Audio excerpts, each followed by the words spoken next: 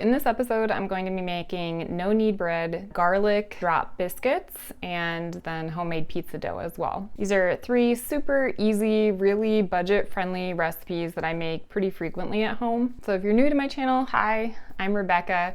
This channel documents my family's journey to get out of nearly $130,000 worth of debt.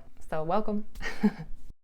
So no knead bread is kind of amazing. You just kind of mix a couple ingredients together, set it on your counter overnight, and then the next day, the steps are very minimal to make amazing looking, tasting, smelling loaves of bread. But if you think, hey, I want bread tonight, there's actually a quicker way of making this recipe as well. So both of these recipes come from a food blog that I like called Gimme Some Oven. I will link to the recipes in my description for this video. The quick version of this recipe, the 2-hour version, calls for 1 1/3 cups water warmed to 110 degrees Fahrenheit, 3 1/4 cups all-purpose flour. The recipe calls for 2 teaspoons of salt, and then you're also gonna need 1 teaspoon of sugar and 2 1/4 teaspoon of active dry yeast. So you're gonna mix the dry ingredients together first and then add the warmed water. Mix the dough together. It'll look pretty shaggy, but it's supposed to.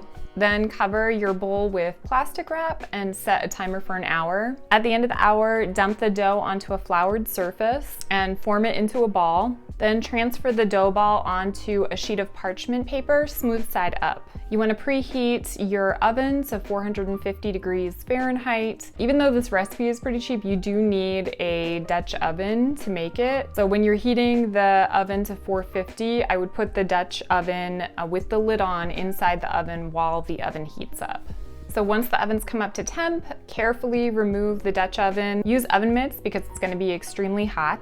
Once you have the Dutch oven out of your oven, you want to very carefully remove the lid, again with an oven mitt, and then you want to lift the parchment paper that has the dough ball on it that's been rising this whole time while the oven preheated inside of your Dutch oven, and then you want to replace the lid onto the Dutch oven. And you're again going to carefully put it back into your oven and let it bake with the lid on for 30 minutes. After 30 minutes, you're gonna take off the Dutch oven lid, again very carefully, and let it bake for another 15 minutes without the lid on in the oven. So after that additional 15 minutes, you're gonna remove the Dutch oven from your regular oven.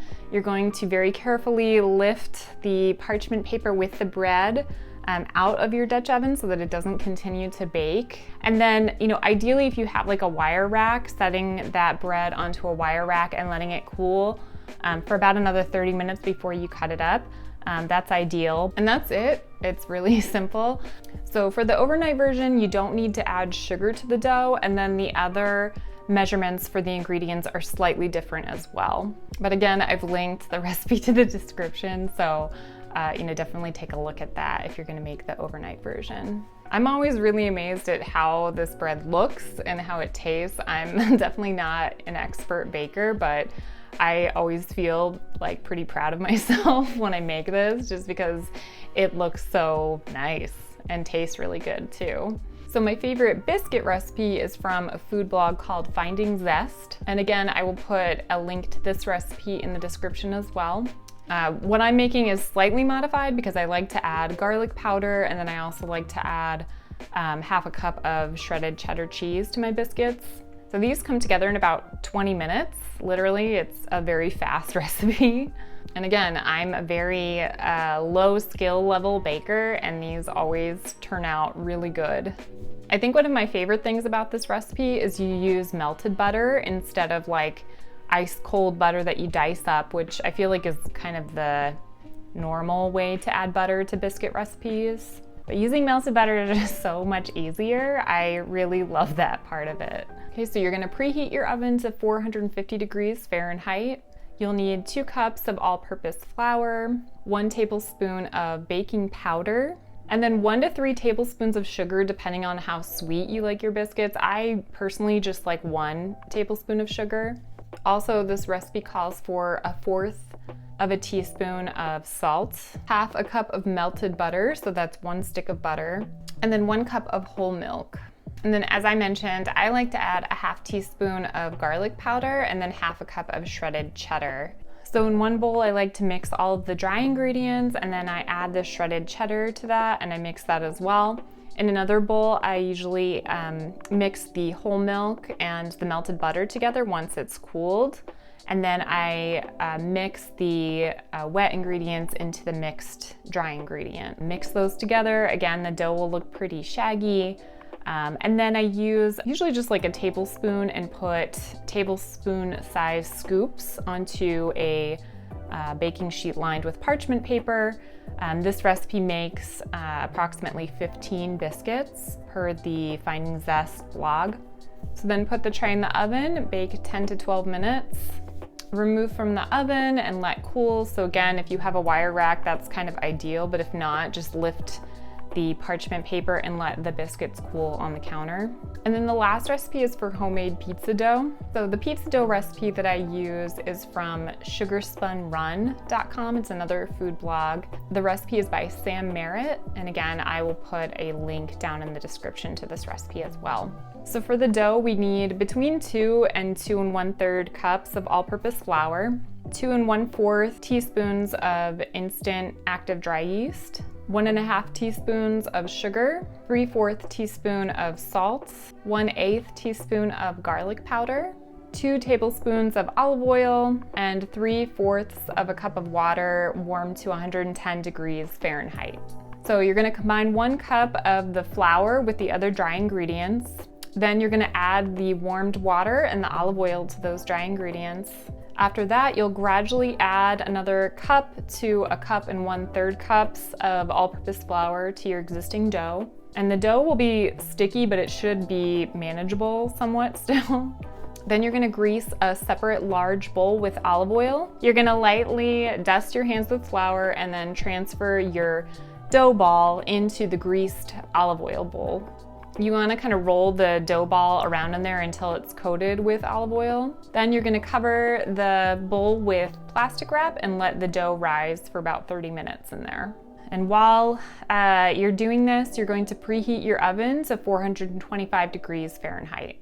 So after you let the dough rise for about 30 minutes, you're going to transfer the dough onto a floured surface. And then you want to knead or fold it in on itself 3 to 4 times. So using your hands or a rolling pin, you want to kind of stretch or work out that dough. Once that's done, you're going to transfer your circle of dough onto a parchment lined pan, and you're going to pinch the edges or fold them over to form a crust. Then you're going to brush olive oil over the entire surface of the dough. And then you want to take a fork and poke a bunch of holes in the center of the dough so that it doesn't bubble up in the oven. Then you're going to add sauce and the toppings that you want. I went boring. I just added some shredded mozzarella, pizza sauce, some goat cheese, and then I have Parmesan cheese and basil to sprinkle over top. Afterwards, once you have your sauce and your cheese and your desired toppings on it, you stick it in the oven and bake for 13 to 15 minutes. Then remove, slice, and serve. So all 3 of these recipes are extremely simple, very economical, and again, despite my kind of low skill level as a baker, they always come out tasting amazing. And granted, depending on what toppings you pick, pizza can be a little bit pricey. But I mean, honestly, on the whole, making your own pizza, your own bread, your own biscuits is gonna be way cheaper than store-bought versions. Let's just break down the cost of the flour, for example. So the flour that we bought and I'm using is from Costco. We got 2 10-pound bags for $15.89. So that means each 10-pound bag is only $7.95. That's a pretty good deal for organic flour. But in case you don't have a Costco membership and you don't really care about organic, a 5-pound all-purpose bag of flour at Target is only $2.49 currently. On the bakingnetwork.com, their conversion chart shows 1 pound of flour is about 3.5 cups. So that means with one $2.49 5-pound bag of all-purpose flour, you could make 5 loaves of no-knead bread, or you could make 8 batches of 15 biscuits, or you could make 7 pizza crusts. And I know, the idea of making stuff at home from scratch sounds exhausting, but these are like seriously easy recipes to make. And as a working mom of 2, I'm all about simple, easy recipes. So I really hope you enjoyed this video. If that's the case, please like and subscribe, and I'll see you in the next video. Bye.